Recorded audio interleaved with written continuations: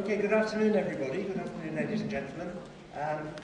My name is Keith Morrow, I'm the editor of ELT Journal, and it's an enormous pleasure to welcome everybody this afternoon to what is the fourth annual ELT Journal IATEFL debate. You may have noticed the programme this year is actually littered with debates of one sort or another, but these have all followed in the footsteps of the ELTJ debate. There's no doubt, though, that the original is still the greatest, so thank you very much for coming along this afternoon to take part. The title of this afternoon's debate is Sorry, but you've got to have a grammar syllabus. And we've got two speakers to speak about that who are preeminent, let's say, in the field. It's a cliche to say that the speakers need no introduction. But in fact, today that's absolutely true, since both of them have been introduced already during the course of today's proceedings. But Michael Swon and Scotta Tornberi, who are going to be talking to the motion, in Michael's case, and against the motion in Scott's case, are well known to everybody in the field of ELT, and particularly at the moment as it happens in the field of grammar, where both have got books out at the moment about grammar. Michael's book in the language study series, the Introductions to Language Study series by OUP, and Scott's in the resource book for teachers. Both Michael and Scott have published other books with other publishers than OUP, but we won't mention those this afternoon. They can speak for themselves. Now, the topic of this afternoon's debate, grammar, is, as it says in the blurb, very much at the heart of English language teaching and has been for a long time. I did a little search on the ELT Journal CD-ROM, on the ELTJ CD-ROM, and discovered that since 1981, in the articles that we published, the word grammar has occurred 683 times. I'm not sure it is the most common word in the corpus. I haven't investigated that absolutely thoroughly, but I did do a quick search on other words which I felt were important, words like sex and biscuits, and it's certainly much more common than either of those in the ELTJ corpus. So it's clearly a very significant concept and very appropriate for the topic of today's debate. The debate is going to follow the format which has now become, I think, well established for the ELTJ IATEFL debate. Each of the speakers is going to present their side of the case.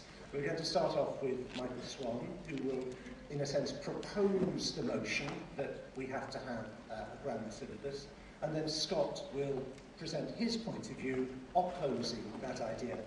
Each of the speakers has been given, in the grand scheme of things, 25 minutes to present their case to you, the jury. I have equipped myself, I raided the kitchen before I came, and I picked up the meat tenderizer and the kitchen timer, so I'm going to keep a very close eye on exactly how long they speak. Over the years, I have never yet had to use this in anger, but there may be a first time. We never know. Okay, so we'll see. I should be watching them for time. But after their 25 minutes, then it's over to you for 20 minutes.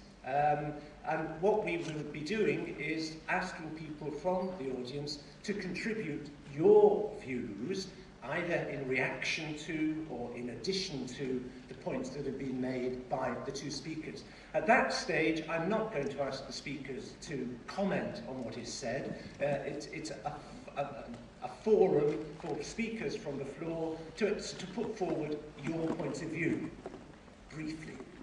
Talk more about that later. But after the contributions from the floor, then we will have a final contribution from the two speakers, perhaps taking account of some of the points that have been raised, and then we move on to the highlight of the afternoon, the vote.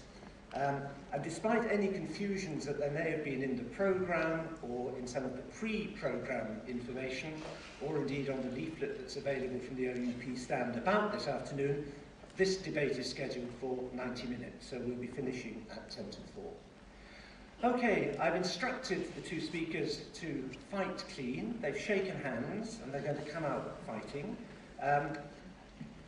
An enticing prospect, and I'm very pleased then to introduce and to welcome Michael Swon to put his point of view on the case. Thank you.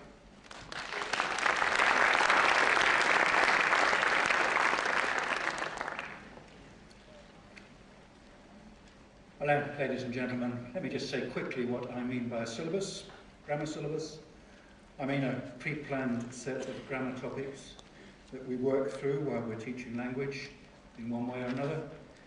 Not necessarily in the course book, not necessarily separate, not necessarily in a totally fixed order, not necessarily the backbone of the course, but a pre-planned set of topics that we work through.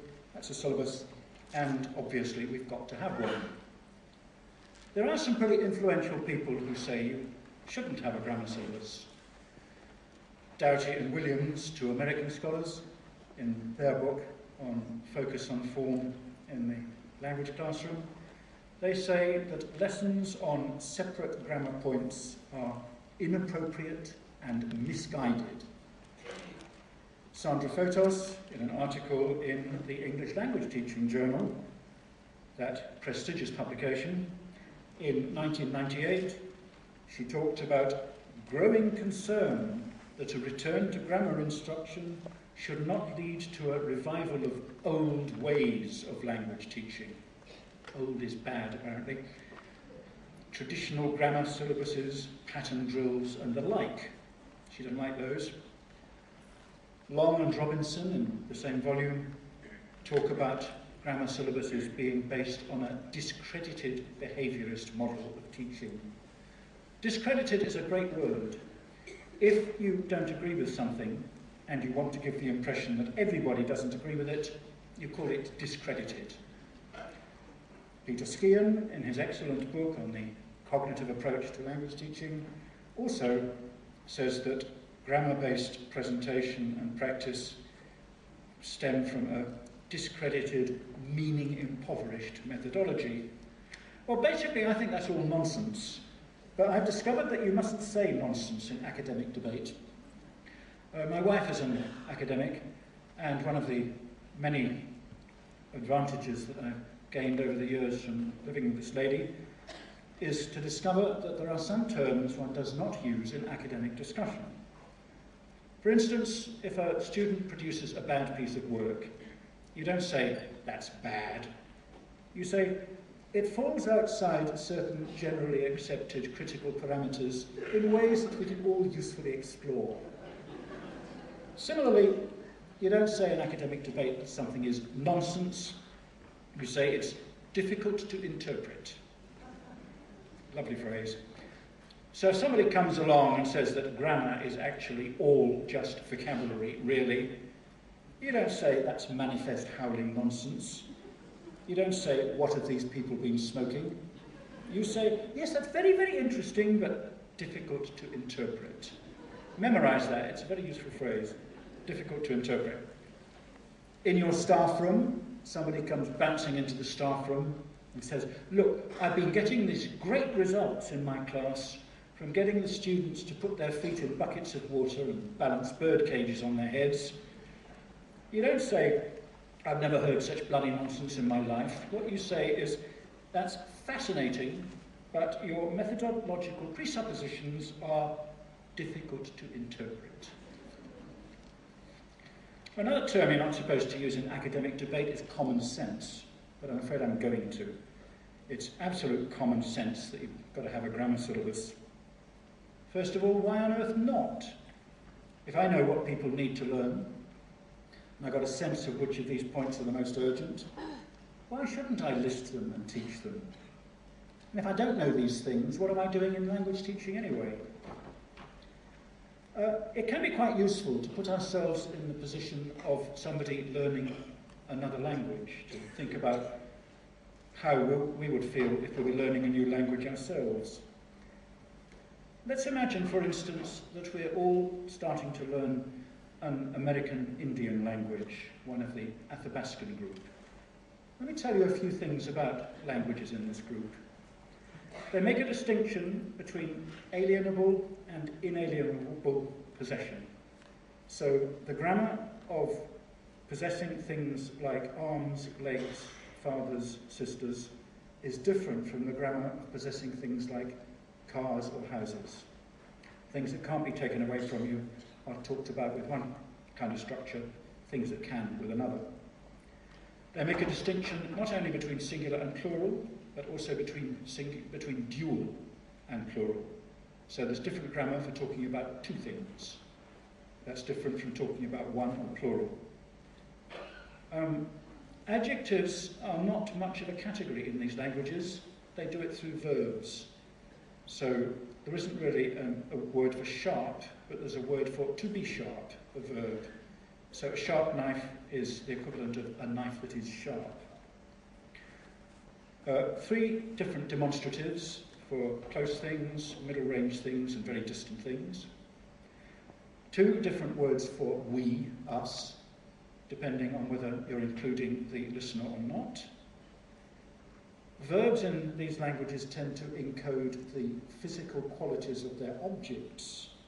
So the Navajo word shosh means to place slender, stiff objects side by side, as in, suppose you're putting planks across a stream. The Navajo word mas means to roll a round object. It's a very complex set of verb forms, expressing future, imperfective, continuative, perfective, reiterative, optative, progressive, neutral, habitual, typically in these languages. In the verbs, you get pronoun forms incorporated in a certain fixed order, so maybe object before subject. Other things get incorporated in the verb, causative suffixes, passive, etc., etc., etc. In these languages, you tend to encode in the verb evidentiality. That's to say, your verb form depends on how you know what you're talking about. So if you want to say, Pete's got flu, how you say that, the verb form, depends on whether you know he's got flu because you saw him with flu, or because somebody told you, or because it's common knowledge, because you've deduced it. How much of this would you be comfortable about picking up without systematic teaching if you were learning a language like this? And I don't mean living in Arizona. I mean in a secondary school classroom for 3 hours a week. Good luck. You'd need a syllabus, you really would. Other skills, learning other skills, you seem to work perfectly comfortably with a fixed syllabus or a semi-fixed syllabus. If you're learning to play the violin, for instance, you go through learning to hold the bow, learning how to make notes, learning how to construct major and minor scales, making trills, positional playing, doing double stops and vibratos, harmonics. And some of these things are more elementary than others, and music teachers will usually take you through these in more or less a predictable order. They're a syllabus. If you're learning skiing, you start out probably by learning snowplow turns, then you learn parallel turns and side slipping, more difficult things, and somersaults you come to rather later on. You don't do them all at once. And I think if you told a ski instructor, look, old chap, you actually don't need a progressive syllabus, you know, the answer would probably be something like déconnerie, Ludien, whatever the equivalent of difficult to interpret is in their language. Airline pilots tend to work through a progressive syllabus rather than just picking up stuff as they're doing it. I don't know how you would feel about being on an airplane whose pilot had been told that he would pick up the skill of landing when the need arose. I don't know how you'd feel about having a heart operation from a surgeon whose training had been conducted on similar principles. So why not with language teaching? Other aspects of language work in this way. Vocabulary, we tend to learn important vocabulary before unimportant vocabulary. It benefits from a sensible progressive syllabus. So does pronunciation. Functional language. Teachers tend to draw up lists of useful functions and less useful functions, and teach the more useful ones. Apologising, yes. Beginning and ending a letter, yes. How to conduct a church wedding, probably not. As far as vocabulary is concerned, I actually know to my cost the value of a sensible progressive syllabus because I didn't have one when I was learning German. I'm the only person I know, actually, who learnt German during the French lessons. It came about in this way. The French classes at school were awful, and we didn't have any German lessons, and I quite wanted to learn German, because I had a German friend.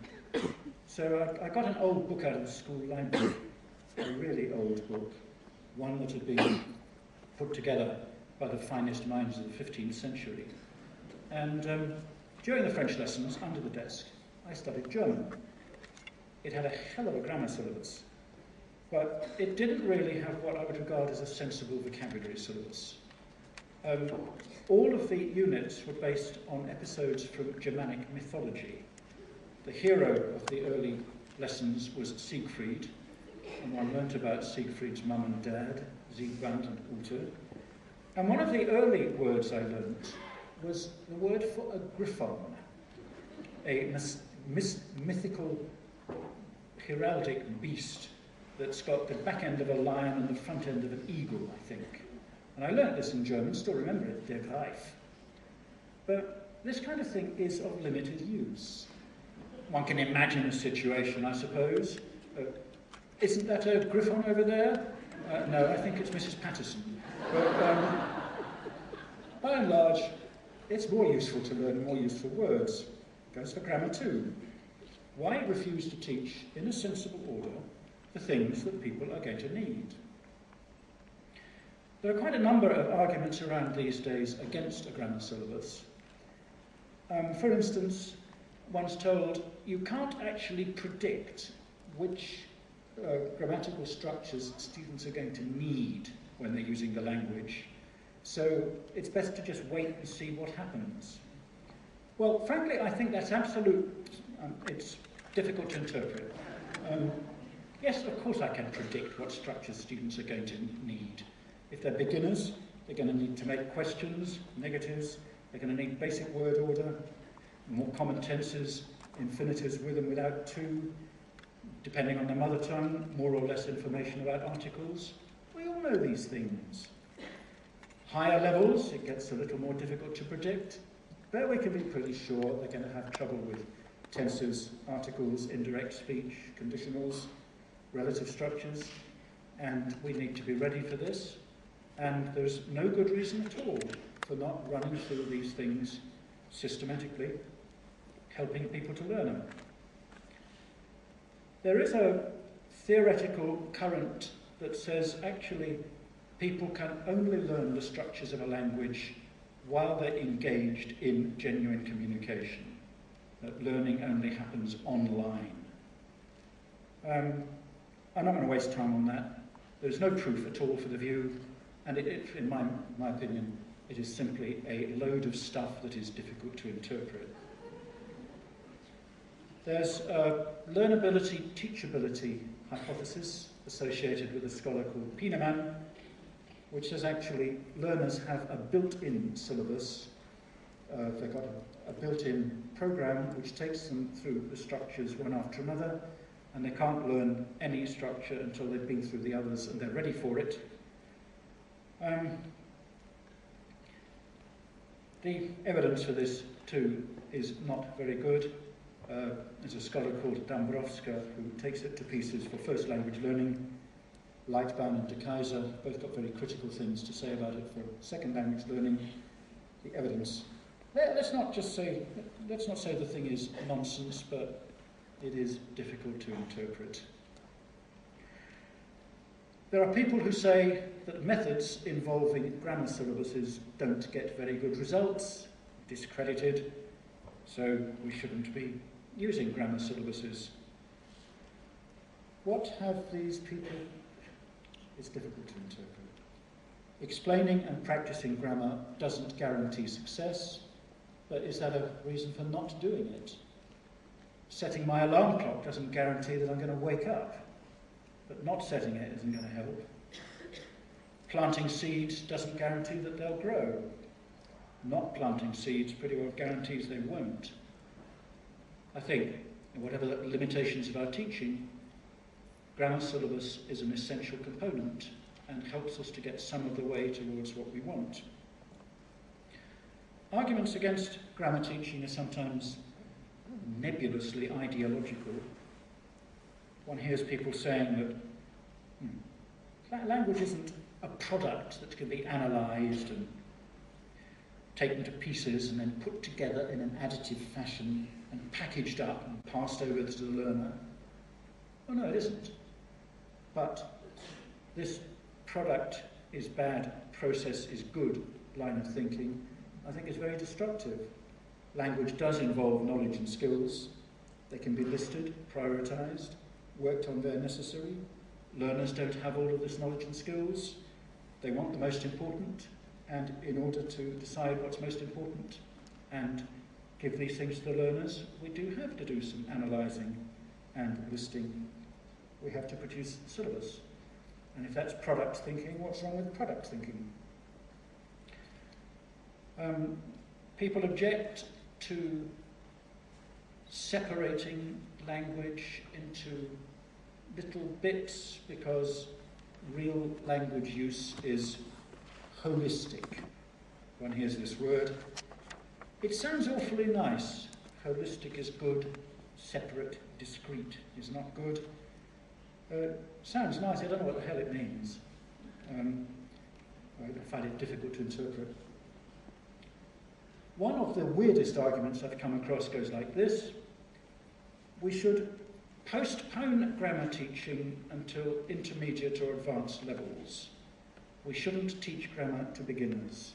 This argument's been put forward by at least two quite eminent scholars in language teaching and applied linguistics. The basis for this idea is that beginners naturally, in nature, beginners naturally go through an agrammatical phase. They go through a phase where they haven't got any grammar. And so it's more natural to let them work their way through this without help. Doesn't make sense to me. If you drop me in the middle of the night in a remote moorland area, I'm going to go through a lost phase. But this is not a good argument for refusing to supply me with a map and a compass and a flashlight. That kind of argument seems to me, I was going to say barking mad, but let's say barking difficult to interpret. I'm tired, I am really tired of subtractive theories that tell me I shouldn't do this or I shouldn't do that. That I shouldn't use the mother tongue in my teaching, even if it's useful. That I shouldn't allow students to use translating dictionaries, even if they want to. I shouldn't give grammar rules, all of these things I've been told over the years. I shouldn't do practice unless it's communicative. I shouldn't ask questions that I already know the answer to. I shouldn't give a teacher-fronted lesson. Used to be told that. It's bad to stand up and behave like a teacher. Shouldn't analyse the language and teach the high-priority bits. And these prohibitions are always justified by the latest theory. Now we know, as a result of recent research, how languages are learnt. Well, the history of the profession is a graveyard of theories that have come and gone. Totally difficult to interpret theories. And I don't think we need to add to these. We're discussing one of these now, the idea that we should get through without a grammar syllabus. Ladies and gentlemen, I'm sorry, but you do need a grammar syllabus.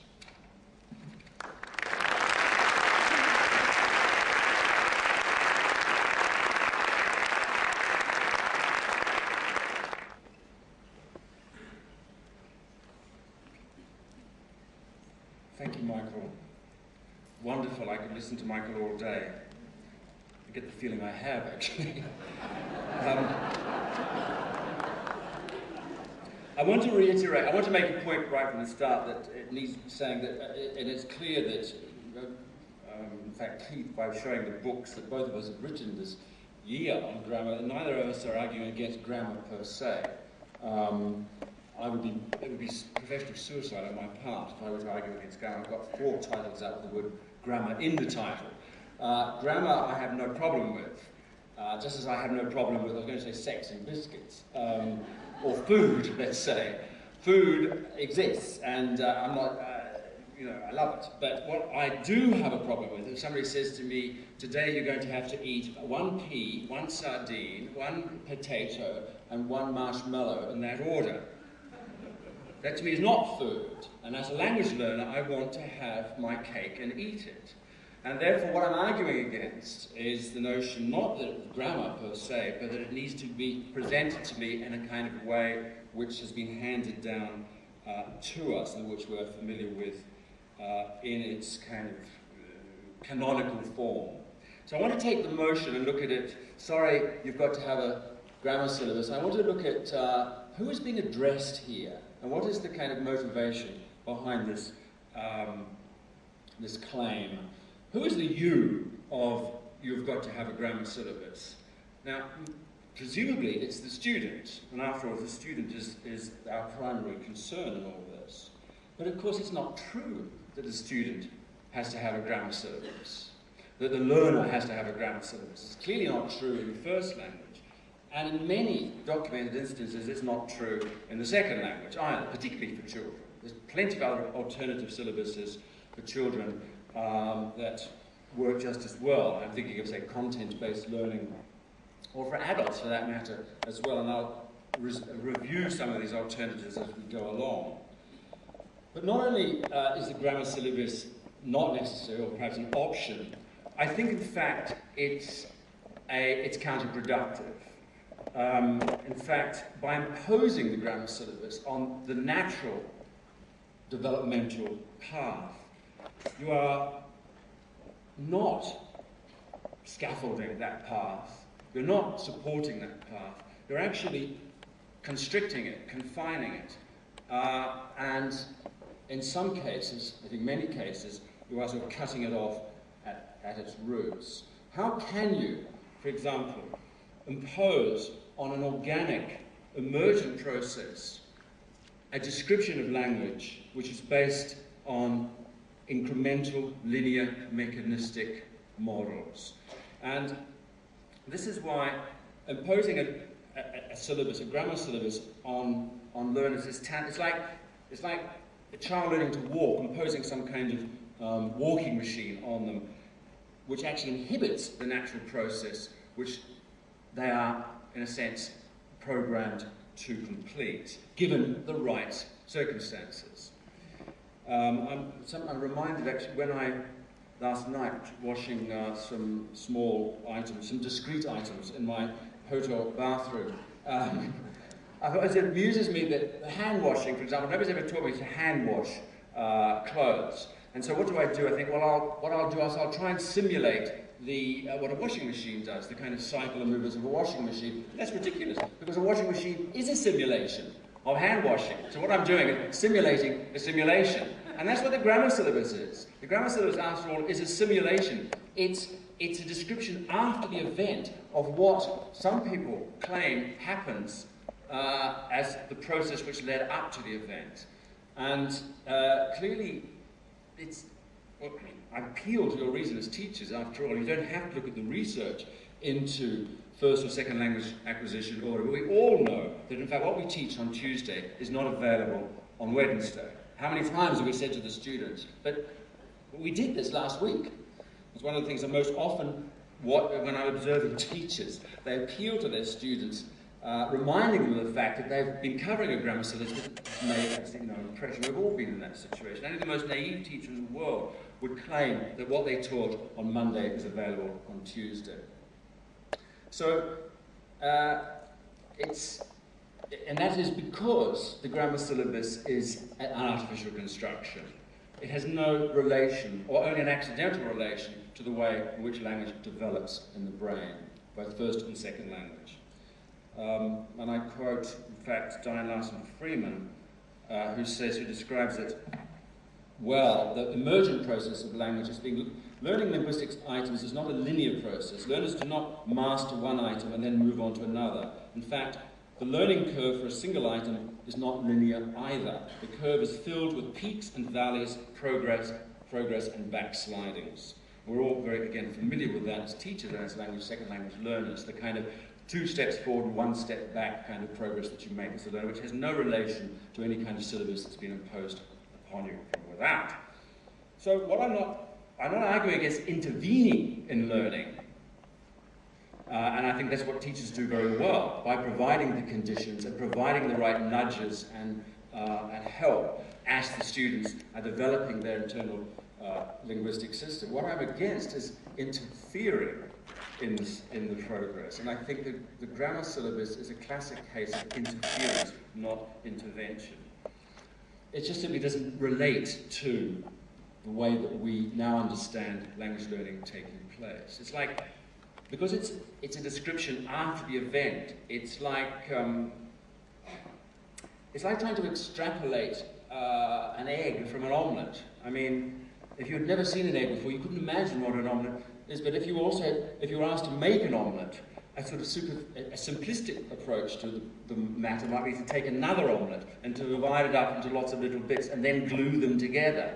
And you've got an omelette, but of course it bears no relation. It might look like an omelette, but it wasn't created in the way that an omelette is created. And I think that is, again, that's an analogy for a good analogy for the grammar syllabus. Or to use a metaphor that, in fact, Michael offered me this morning in his plenary, his description of being lost in Shanghai with a map of Beijing. I think it's very much while the students feel they're lost in language learning with a map which simply doesn't match what they feel and understand and are noticing about the language. It's a linguist's map. It's not it has no psychological validity, or very little. Again, to use a map metaphor, it's a bit like being shown a map of Harrogate, for example, with no indication as to how you get to Harrogate from Barcelona, for example.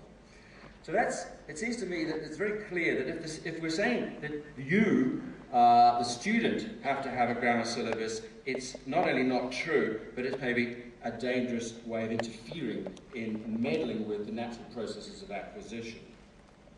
So who else might be being addressed in this you? Well, the teacher, perhaps. The teacher, you have to have a grammar syllabus. And I think this is where we perhaps have some agreement, the feeling that, yes, as teachers, we do need some way of structuring learning. After all, language, how would you define it as a subject? Well, one, and I should say simplistic way of defining language as a subject is to look at it in terms of a limited set of grammatical items and say, well, that is the subject, let's teach that. Because after all, if we don't have a subject, if there's nothing to teach, what are we going to do?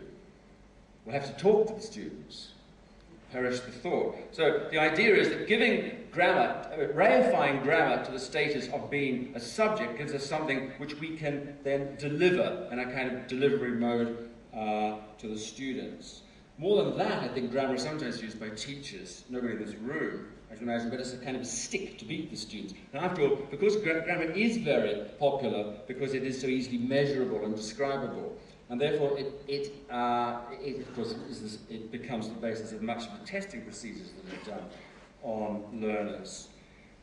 But I think more worrying, I think more serious is the view that grammar is sort of somehow. It is language. It's intrinsic to language. It is the bones of language. Many metaphors are used to describe grammar. It is the glue that binds language together. It is the bricks of language, or whatever. And I think this is a view that has, in a sense, because of developments in, for example, corpus linguistics, has been, dare I say the word, discredited. In fact, corpus linguistics show that over 50% of written English, over 50% of written English, and nearly 60% of spoken English is formulaic in origin. It consists of formulaic sequences. So it's not the fact necessarily that the bones or the stuff of language is the grammar. And development, Michael Hoey, who I mentioned already today on this platform, has shown, I think convincingly, that individual words and their accumulated collocations and collogations are in fact the stuff of language, much more so than the traditional grammar syllabus. He says, grammar is the sum of the collocations, collogations, and semantic associations of words like is, was, the, and of syllabus items, syllables like in, and li. So we're starting now, I think, to see that grammar is a very sort of a crude description of what it is that should be the subject of language teachers. And I mean, Michael has argued elsewhere that, he argued just now, in fact, that we need to provide a common sense list of usable or user-friendly items. But again, frequency counts of grammatical items in corpus and corpora have shown that many of these so-called user-friendly items that we're offering students are in fact extremely unfrequent and not that user-friendly at all. And I take the case particularly of any items beyond the beginner's syllabus, things like reported speech or inversion or third conditional, etc., figure very rarely in native speaker output, let alone advanced learner output. So this kind of usefulness, I think, has been shown to be a fiction for a large amount of the grammar that we actually teach. I mean, after all, 80% of the verb phrases in any text are either in the present or the past. And yet how much time do we spend banging away at the present perfect, for example, or the past condition, the past perfect? Of course, what does that mean? Does it mean that we just have a grammar syllabus which is only 2 items, the past simple and the past and the present simple? No, it doesn't. It means we don't need a grammar syllabus whatsoever. We need to expose students to plenty of text to do the kind of concentrated work on text that Michael was talking about this morning, and provide other ways of structuring the learning syllabus which provide the ideal conditions for the natural language processes to emerge. And I'm thinking again of more semantic approaches to syllabus design, content-based learning again, immersion, the notion of a broadband syllabus as opposed to a narrowband syllabus. By broadband syllabus, it's something that encompasses a lot of possible language areas, both lexically and grammatically, allowing students of all sorts of levels and learning styles to be accommodated. And one of the things about the grammar syllabus is it's extremely narrow, and it favours learners who are predisposed to that kind of analysis of language. It's a bit like a musical syllabus which favours students who have got perfect pitch, for example. So there are plenty of other alternatives than the traditional grammar syllabus, or any grammar syllabus for that matter. The learner's syllabus, I would argue, is really the syllabus we should be teaching to. It is, after all, the learners who have to make sense of the language that we're teaching them, and each one is marching to the beat of a different drum. We cannot frog march learners through the grammar in the very kind of narrow, costive way in which it's represented in the form of what I've called elsewhere grammar McNuggets. So the teacher doesn't need the grammar syllabus, the student doesn't need the grammar syllabus. Who does need the grammar syllabus? The coursebook writer. The you of you've got to have a grammar syllabus is, of course, the market telling the coursebook writer that you've got to have a grammar syllabus. Because what's a coursebook without a grammar syllabus? It wouldn't be a coursebook. It would be just a collection of interesting texts. So what we get then is not only a grammar syllabus, which is kind of imposed upon us as learners or as teachers, but it is the grammar syllabus. After all, there is only one grammar syllabus with a few minor tweakings here and there. And this is the thing, what happens when you kind of institute something as artificial and as random as the grammar syllabus. There's no rationale really why it's ordered in the way it is, but it's kind of received wisdom that the present simple has to be taught for the present continuous. In fact, people are using corpus linguistic data now to justify this order. In fact, in a recent course book that's come out within the last year, the writers say the spoken corpus shows that the simple present is more common than the present continuous. For that reason, we made a decision to introduce the simple present before the present continuous. Exciting, eh? But what they don't point out is that the present continuous is 28 or 24 times less frequent than the present simple, and yet in this particular course book it follows immediately after the present simple, whereas it should be actually 24 units down the line. And I think this is one of the problems that you know, we are locked into a notion of language teaching which is so, it is canonical in the sense that it's like the books of the Bible. There's no escaping from this particular order that we've inherited, yet there's no logic to it. And I know this for myself. I mean, I have been, for my sins, involved in, well, I was, let's use the past simple, course book writing projects, and I know that you sit around with your co-writer and you say, we've got 24 units in this book, and we've done the present simple, we've done the past simple, what are we going to put in the rest? And you can flesh it out with a few conditionals, but by the time you get to unit 20, you're really scratching around, and that's when you throw in things like inversion. That'll fox them. Conditional, reported speech. Because there's no limit to grammar, that's the other thing. It is endless, both in classroom terms, it expands the time that's available for it, but also in course book writing terms. You could write, they're discovering new things about grammar every day. A new grammar of English, which is just about to burst upon, what has burst upon us. And I love it. I mean, I love these grammars of English as a teacher. And as a writer about language, I'm always collecting grammars as I collect dictionaries.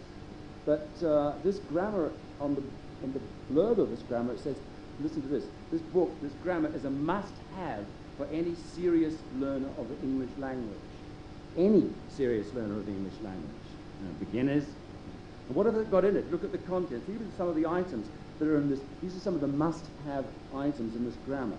Two-step questions. You know what they are? Cataphoric substitution, embedded prepositional phrases, situational ellipsis, deverbal nouns, copy tags, must-have items.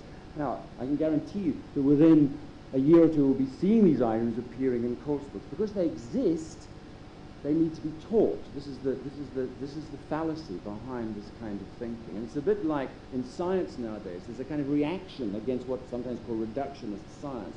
The notion that you've got to keep finding smaller and smaller systems within very small systems. And somebody who was criticizing that recently said, in fact, as a bridge engineer, for example, or an architect, you don't actually need to know the physics of atoms and how they come apart and collide. You can still make a bridge perfectly effectively without that knowledge. And this particular critic of this reductionist science, one of his targets of his criticism is string theory, which he says is, it's immensely fun to think about, but without practical utility other than to sustain the myth of the ultimate theory.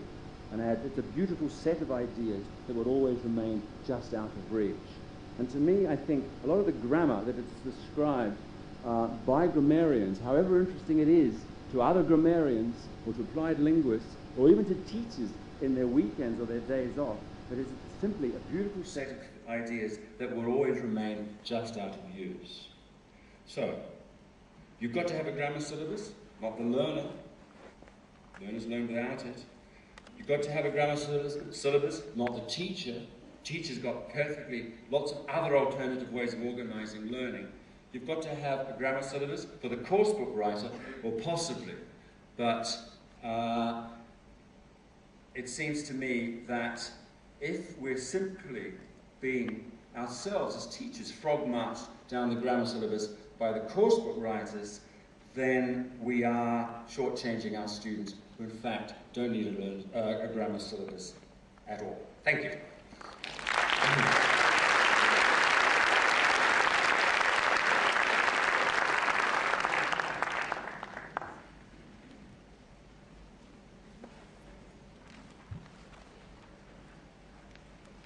Okay, well, thank you very much indeed, Scott, and thank you, Michael. I think, agree or disagree, I think you will agree that none of that was difficult to interpret. I think it was quite clear which side of the fence each speaker was standing on.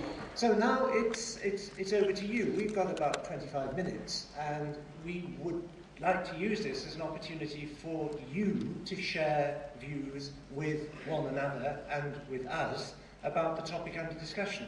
I'm looking around the room somewhere, my two wonderful assistants, here's one, and where's Sheila? There we go, there she is. Our two wonderful assistants will be happy to come to you with a microphone through which you can share your views with the world as here represented. Can I just say, though, before we invite comments and questions, if you like, to the panel or to the speakers, but not questions which the speakers will answer at this precise moment. If you raise a question to them, they may be able to take account of that in their concluding remarks. But we're not going to have a sort of question and answer phase now. This is just to elicit views and to elicit opinions from you for each other.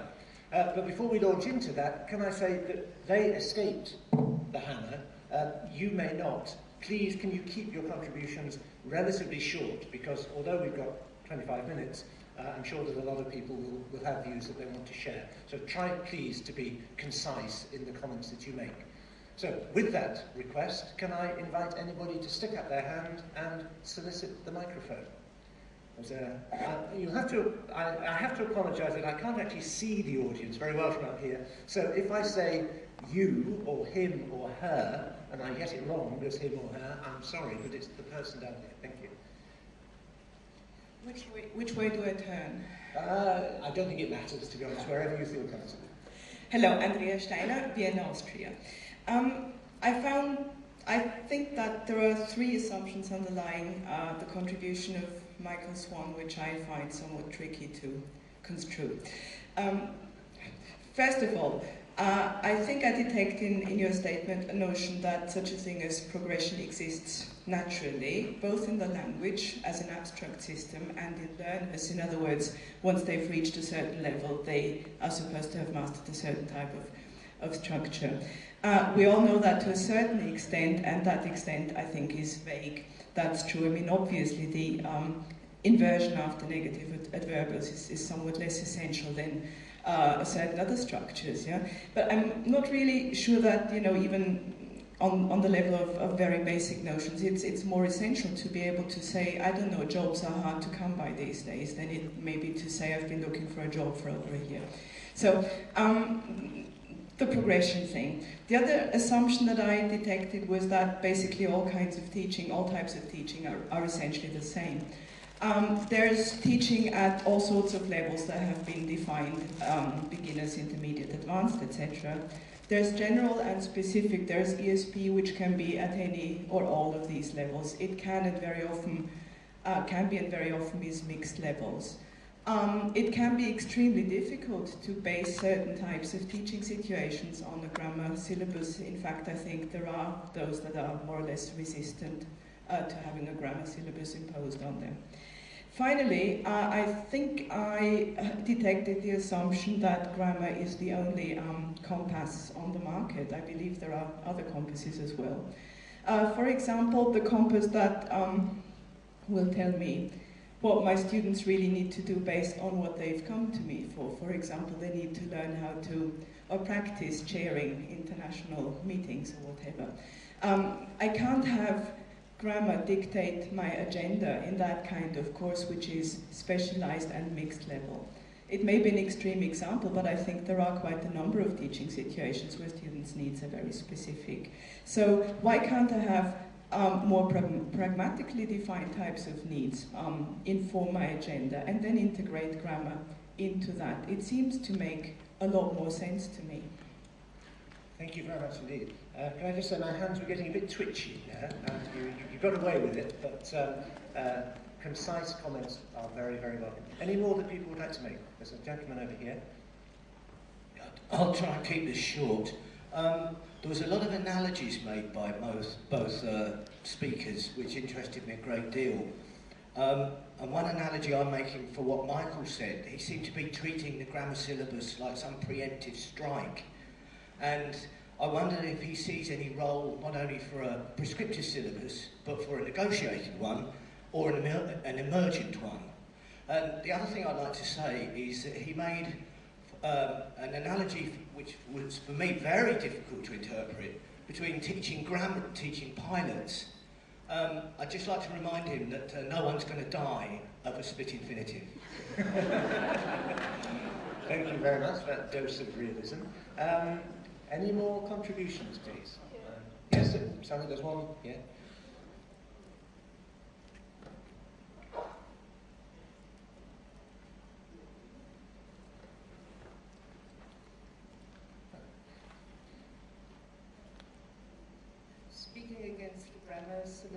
take into consideration that everybody, from the smallest child to the biggest adult, would like to know how does it work, and why is it spoken like this, and what is behind it. And I think perhaps later on you could say more about that. Okay, thank you. That's an admirably brief contribution, but raising a very interesting issue, absolutely. People who want to know what's happening, not just what is happening, but why it's happening. Okay, I'm looking around. Any more? I should have brought my binoculars, actually. Yes, Bruce has got somebody up there, thank you. Very interestingly, the issue of, I believe, coursebook writers, students, and teachers were addressed. I wonder why parents weren't addressed. In state school education, where examinations are very important, parents want to know how well the students are doing in a way that they can easily understand. Any parent or anybody who's been in education for 5 minutes thinks they know everything about education, and it seems the only thing they really understand about language is grammar, because it was simple for them. And traditionally in ministry examinations, grammar is a key point. So I wonder, why weren't parents addressed, as well as coursebook writers, students, and teachers? Thank you. Thank you very much indeed. Anybody from this side of the room now? Yes, Sheila's on the track. Thank you.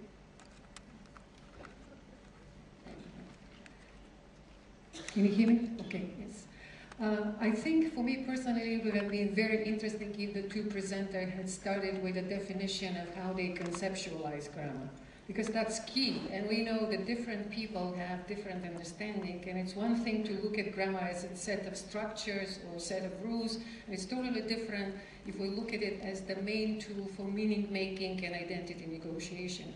That's one thing, and the other thing, I was a little bit surprised that we talked this morning and people have been, addressing the issues of our perennial problem of having the pendulum swing, and yet again we are in a situation when we have this dichotomous thing, either or thing. As the first person said, if we open any book right now, we see these multicolored columns, so we have integrated syllabus. So it would have been nice to see how this whole discussion fits into the bigger picture.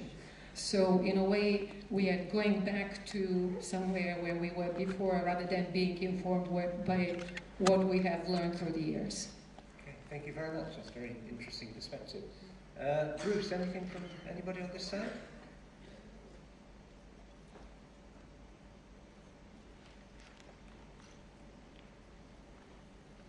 I think it may partly be an argument, not so much about grammar as about what we mean by a syllabus. If by a syllabus you mean something which is itemized and that one goes through it bit by bit, mastering each stage before one proceeds to the next, then I think a grammar syllabus would be extremely dangerous. If, on the other hand, you mean a series of useful generalizations which one might make about language, and one might draw students' attention to, then the idea of a syllabus seems to me to be a very, very useful one. So it seems to me very much to be an argument about what we mean by a syllabus, rather than about whether or not we should teach grammar. All right, thank you. That's raising a question about the other element of the title, which perhaps wasn't explored very much. Okay, Sheila, anybody on your side? Over here. Anyone in the middle? Okay. Hi, I just want to remind us the reference to Pieneman. Actually, he was arguing for an input-based syllabus, and he argued that if we didn't have some kind of concern for correctness and accuracy, particularly with immigrants, you could easily get situations of language deficit, and that's a very serious question. Okay, thank you very much.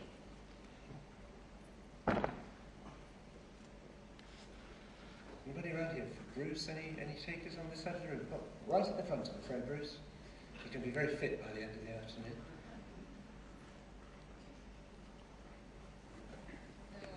I just wanted to say that I think students, I'm sort of here from IATEFL China, where the testing of students is very central to ELT, or English as a foreign language, as they insist, rather than as a second language.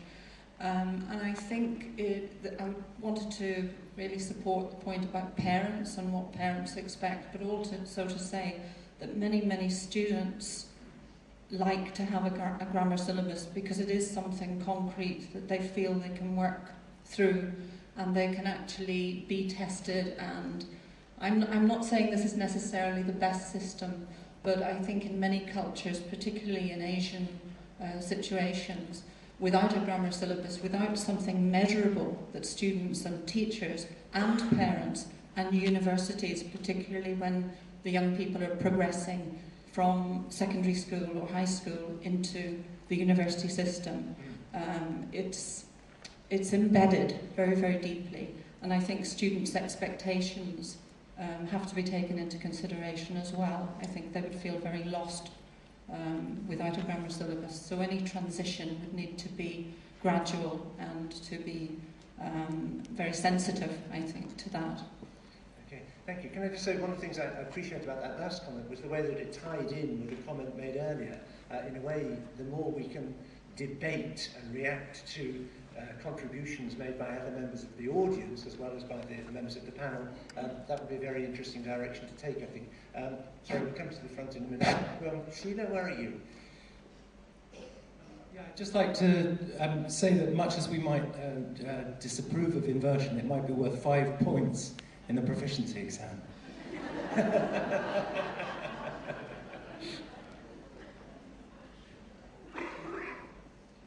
I'd like to pick up a point made by one of the members of the audience and made earlier by Scott.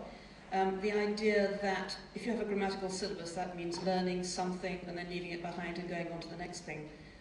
With his metaphor of teaching something on Monday and then the students have forgotten it by Tuesday.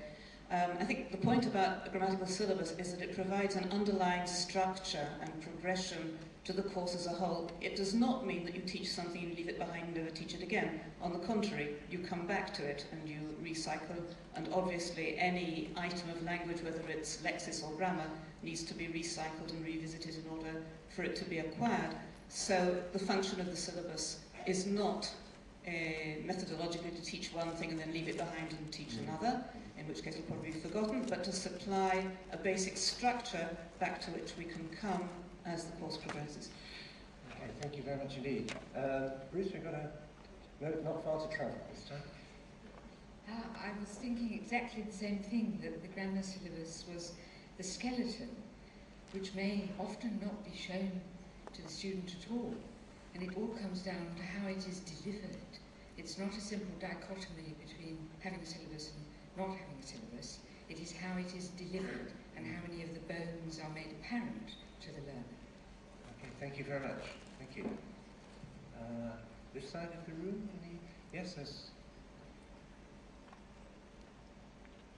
Could we also remember that the majority of language teachers are actually not fluent in English and are teaching in primary schools and feel very uncomfortable about using the language themselves? And I think for them, a grammar-based syllabus is particularly useful. If I'm a fluent teacher of English, I would love to use content-based language learning because I can use the language myself, particularly if I have my pupils have a lot of exposure. But if I have a group of children for 40 minutes a week, and I myself don't speak very good English, I do need some structure which is given, and I think a partially grammar-based syllabus and perhaps partially content-based is very useful for that sort of teacher. Thank you very much indeed. Thank you for that perspective. We've got one right in the front row, Bruce, here.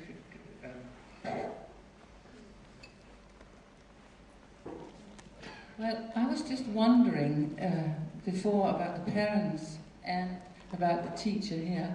Is the reason why they're not so good at English themselves that they were taught the way that they're teaching now? Oops, right, okay, thank you. Sheila, over here.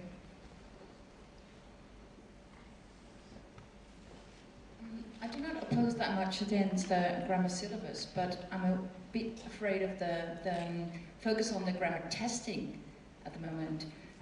Because I think grammar should be something to support the language. But are we teaching language or are we testing grammar? So that's... Okay, yeah, the teaching testing dichotomy there. Okay, we're back to dichotomies maybe. Any more contributions? How are we doing around here? Are we got right in the middle there? Okay, we'll come to you in a moment, sir. Yes, thank you. I just wanted to say that I am one of the generations who taught through grammar translation as a foreign student, and for years I was preached how to, master grammar. And after I graduated from high school and was an excellent student and got a scholarship and sent to one of the North American universities to study, I couldn't still open my mouth and ask a simple question or a direction or anything. I couldn't communicate. Years later, when I became a teacher, I came back working with teachers. I still feel teachers are trapped with this dichotomy. Teaching grammar is supposed to be the easiest way to handle language. And I tend to agree with one of our colleagues who said, maybe it's an easy way for the teacher who doesn't have a good command of the language. It's one easy solution, because otherwise you have to expose students to rich language, which they are not capable with. So what we are sort of, the assumption that we are making in this context, you are sending wrong messages to language teachers that, by going back to, I now when I look at some of the textbooks, saying, how grammar is again coming back with heavy loads and tasks and exercises with focus. And again, we are sending wrong messages to teachers. Now, it's fine. This is the way it should be. The way you taught is back into fashion. And I see a very dangerous implication into that. Okay, thank you. So, yeah, maybe the old ways weren't so good. We want to move forward from that. Okay, thank you very much. There was somebody over here, yes, in the middle. Bruce, where are you? Oh, in the middle of the back row. So to your right, Bruce, over here. Thank you. I'd just like to question the concept of a syllabus starting from zero and going all the way to native speaker type proficiency. That students, when they're beginning, they've got very basic needs, and they can mainly be met with very formulaic, very simple, sort of chunked language. They don't maybe necessarily need a grammar syllabus to accomplish their goals, but at a higher level, an advanced student who wants to make more, for instance, emphatic distinctions, and they need the linguistic tools to do that, and they generally involve some sort of structures. So looking at that continuum of the syllabus, do we need to have the same kind of organisational principles at one end or the other? Should it evolve as the students go on? Okay, very interesting thought. We may need different syllabuses at different levels in different contexts. Right, very nice. Okay, I think we'll take two more comments, if we may, from the audience, and then I'll hand over to our panellists to sum up. So one and then one more. Hello. What is the common factor between the following syllabuses? Structural, situational, notional, functional, task-based, and lexical. Can I suggest that it might be that these are all product-fixed, product-determined? That the only type of syllabus which actually involves the learner in this process is the negotiated syllabus, the process-oriented syllabus. Okay, thank you very much. So a call for a completely different kind of syllabus there. And a final comment, we have one from this side of the room. Is there a final point that people want to make? Bruce, just behind you, I think. Oh, sorry, go with the one you were going for there. Thank you. I just want to put a psychological perspective on this. I mean, there's emerging evidence that the way in which children learn their first language is very much based upon chunks, it's very much based upon an awareness of the frequency with which these chunks occur, and that, in fact, grammar is an artifact constructed by adult minds looking with a certain degree of scientific detachment at language, but is not actually representative of the way in which language really is acquired. Okay, thank you very much. So it's all the adults' fault. Thank you very much, John. Okay, I'm going to retreat now to the desk. I'm going to hand over, first of all, to Scott to respond to points from the audience and to points that Michael made. And then Michael will sum up, and then we'll take the vote. Okay, thank you very much indeed.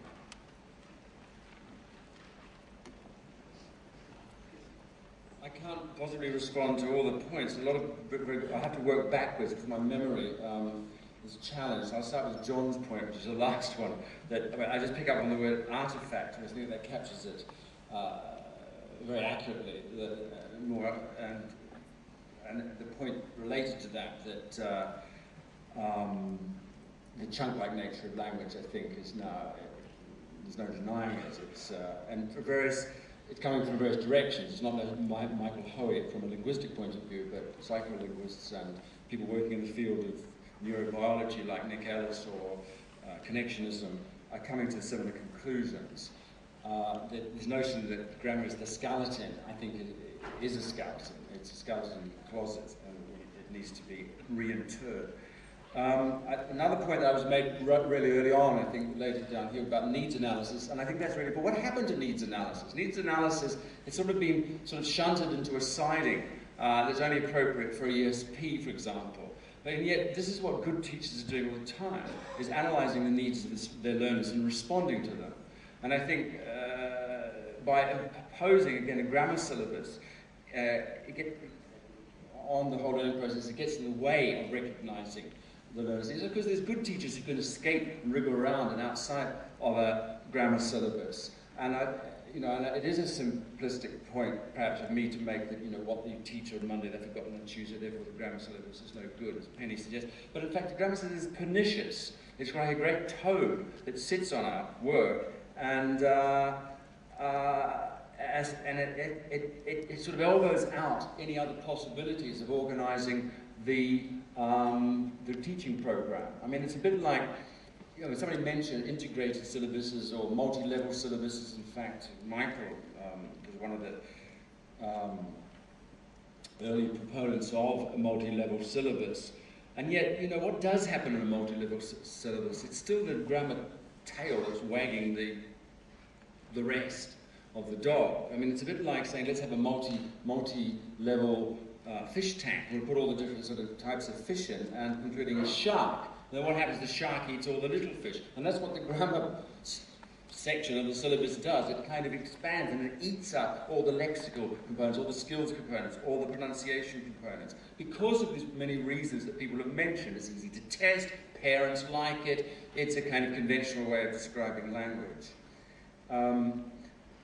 But, needs analysis, coming back to that point, let's analyse, and coming back to the point about the negotiated syllabus, the two working in conjunction, analysing, this is what the responsive teacher does, is analyses the students' needs on the hoof, as it were, responds to them, negotiates them, and I'm talking about students, singular students, plural, whatever, and describes these needs in pragmatic terms, as was mentioned down below. We've had very good descriptions now of what pragmatic objectives might be in language learning, courtesy, for example, of the Common European Framework. What fills me full of dread is the thought, and it's being mooted, and I think there's a session at this conference on it, the movement towards now to flesh out the Common European Framework descriptions with language-specific descriptions, like as a specific description of English which matches the objectives of the Common European Framework. It's not just a matter of a learner at this level being able to answer questions about their daily routine, but as well we now be specified what linguistic items, whether lexical or grammatical, will serve to achieve that objective. I think this is, I can see the thinking that goes behind it. It's well-intentioned. It's meant to make our lives easier. But I think what will happen will be that the grammar books or the course books will become even more déjà vu intermediate, déjà vu elementary. That they'll become clones that will be driven now by the English profile, by these descriptors, will become prescriptors of what should be in a syllabus and what publisher is going to depart from a description which has been handed down and authorised by a committee of the Council of Europe or whatever. So I think, on the one hand, we've got pragmatic descriptors that we already have, which help us to define what we want our learners to achieve and help them to define what they want to achieve. But I don't think it will serve, unless it's done very sensitively, it's not going to serve our needs if these descriptions become prescriptions. Grammatical prescriptions. I suppose, and I think about it, this thing of the responding to learners' needs, obviously this is easier done in an EAP context or a one-to-one context or ESP context. But I don't think it's impossible that you can structure learning around the general needs of learners as they are identified while they're doing communicative activities. So even if they don't have any long-term goals that you can identify, you can certainly identify in the classroom what it is that they need now to achieve this communicative aim, as in task-based learning, for example, or a text-based syllabus, or a topic or thematic syllabus. So there are plenty of alternatives to a grammatical syllabus which allow this teacher to be sensitive to what learners are trying to achieve. Good old test, teach, test. And what happened to that? You give them a task, you see how they manage, then you teach to that task, you teach to their emerging abilities, and then you test again, and so the cycle continues. That's a bit like, I use the analogy often of Robinson Crusoe and Man Friday. How was it that Robinson Crusoe taught Man Friday how to speak his language, i.e. English? He didn't do it by drafting up a grammar syllabus and saying, okay, today we're going to do the present continuous. They just did it like we're walking down the beach, and they Robinson Crusoe would presumably point at some object like a fish and say, that's a fish. And Man Friday would say, fish. And Robinson Crusoe said, no, listen, that's a fish. And as they went, they accumulated the vocabulary, and the vocabulary accumulated grammar, but in response to the immediate contextual situational needs of the learner. And the point was made, I think, and it's a misconception to me that grammar, in fact, promotes accuracy. It's the other one. Grammar is a description of accuracy, but it doesn't necessarily promote accuracy. It's like saying the tides cause the moon, for example. What promotes accuracy is students or learners getting feedback on their output, what used to be called correction. That's one of the fundamental conditions that's necessary for accuracy. But correction can happen in the course of a task-based activity, a course communicative activity, in the course of a game or whatever. It doesn't require a grammar syllabus to set up, as somebody said, Simon said, this kind of preemptive strike on the student's possible mistakes. And I just want to finish by situating myself here in this argument, because I think back when I first started teaching in 1975, we only had the structural syllabus, and we were teaching to and it really was a case of frog marching. Students were not allowed to engage in any kind of fluency activity until they were accurate. And of course, it was a no-win situation. We flogged away for a year teaching things like the present simple before we let them loose on the past simple. And then word came down the wire that there was this thing called the functional syllabus. And I was working in a school in Egypt in 1976, and we decided, it was a summer course, and we said, let's design a functional course. Let's see what it looks like. We've got nothing to lose. It's a 1 month course, middle of summer, and we'll describe the learning objectives in terms of functions, complaining and requesting and apologizing, etc. The effect was miraculous. It was like suddenly the scales fell from my eyelids. Suddenly I realized that I could teach learners to do things with language rather than simply teaching them the language. And this had all sorts of possibilities, backwash possibilities in terms of the methodology that you use in the classroom. If you set your outcomes as being communicative functions, you've somehow got to set up an activity in which these functions can be demonstrated. So you have that whole knock-on effect. And to me, this was a revelation. And that's what has, in a sense, had the effect, made me very suspicious of the grammar syllabus. Because, unfortunately, the grammar syllabus was this wonderful communicative moment lasted simply 10 years. In 1986, it was given the kiss of death, and it's never really resurfaced, although in certain manifestations it has, as task-based learning, for example. But it was, bliss was it in that dawn to be alive. It taught me that there are alternatives to the grammar syllabus, and not only is there alternatives better than the grammar syllabus, but they have enormous potential for learning. And I think the grammar syllabus, unless it's being used with a great deal of sensitivity in the best possible hands, in the best possible conditions, as I said before, interferes in learning. So it's not a case of you don't have to have a grammar syllabus. I would go further and say you mustn't have a grammar syllabus. Thank you.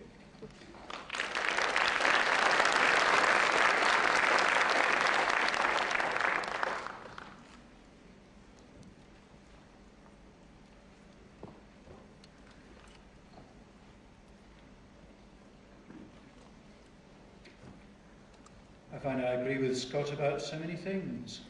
Omelettes, bridges, string theory. I hadn't known about Robinson Crusoe's teaching methods, so you know, that was good to find out about. And I have to give that some more thought. On the more relevant points that Scott raised, a lot of agreement.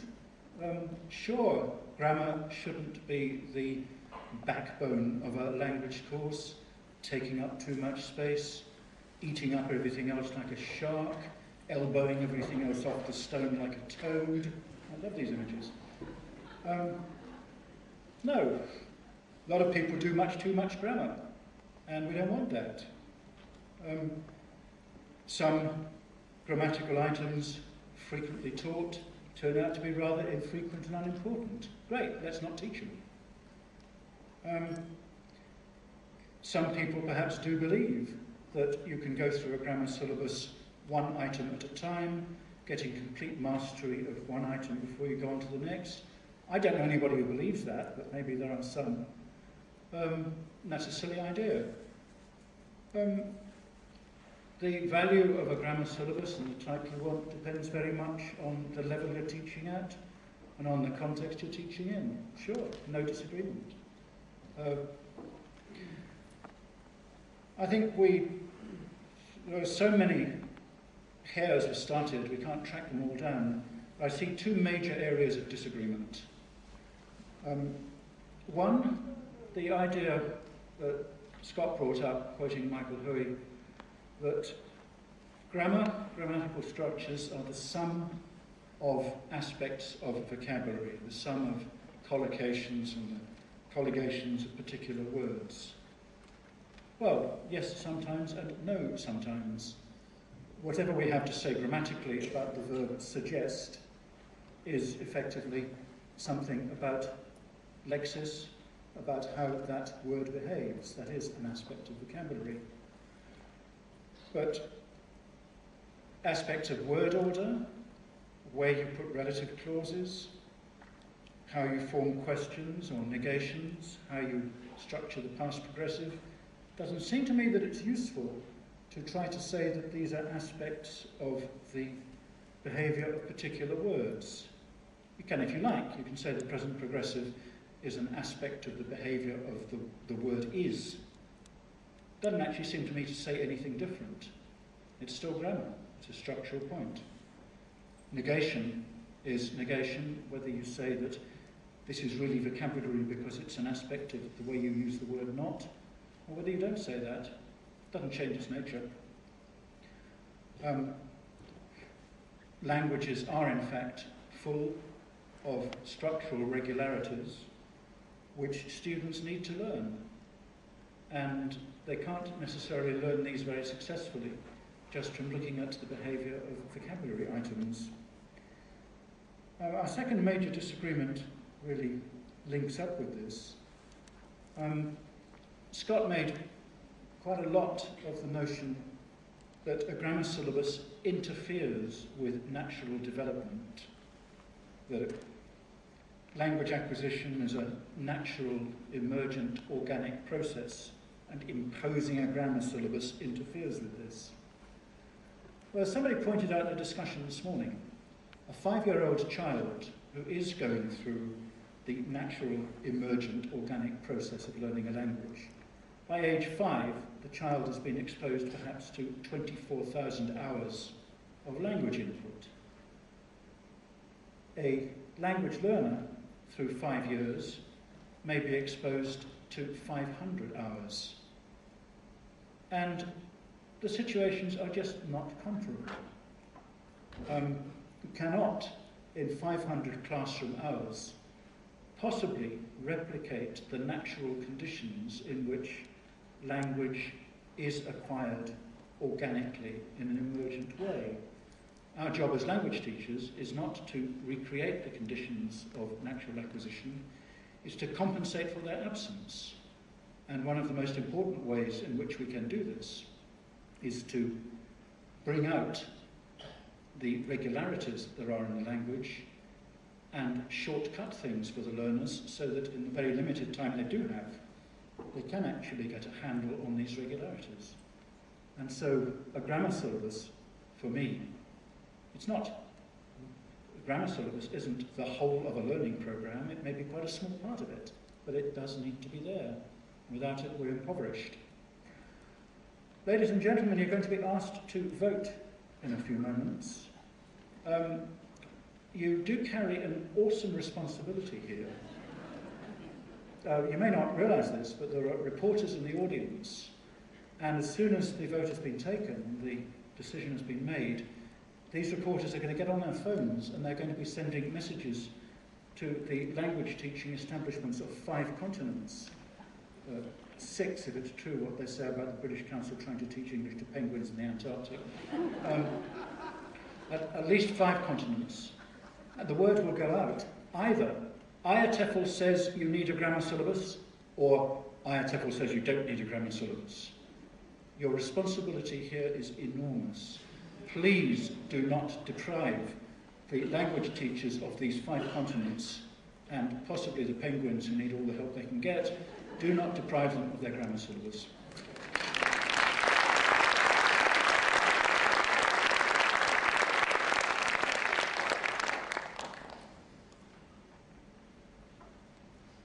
Okay, well I hope you're ready for the awesome responsibility. This is actually the part of these debates that I always enjoy the most. So it's your chance to shout out and contribute to history, as Mike said.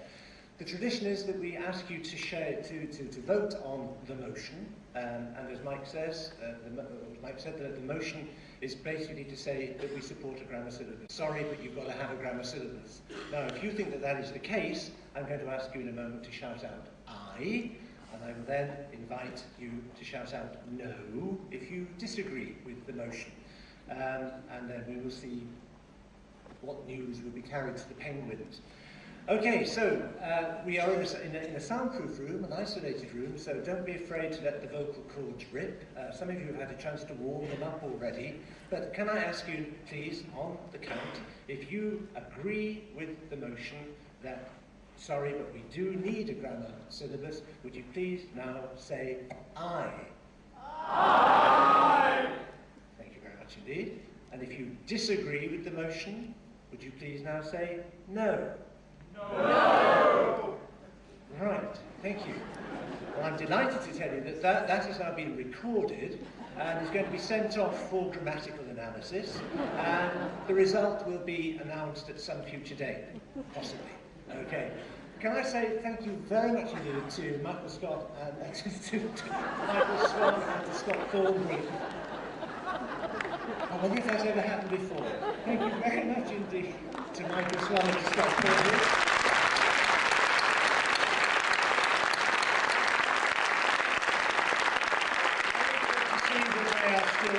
Talking to one another and shaking hands. Can I invite you to contribute to the debate on the OUP Teachers Club website, where a brief summary of Michael's and Scott's contributions will be posted shortly, and your reactions and the reactions of people around the world and comments will be very much welcome.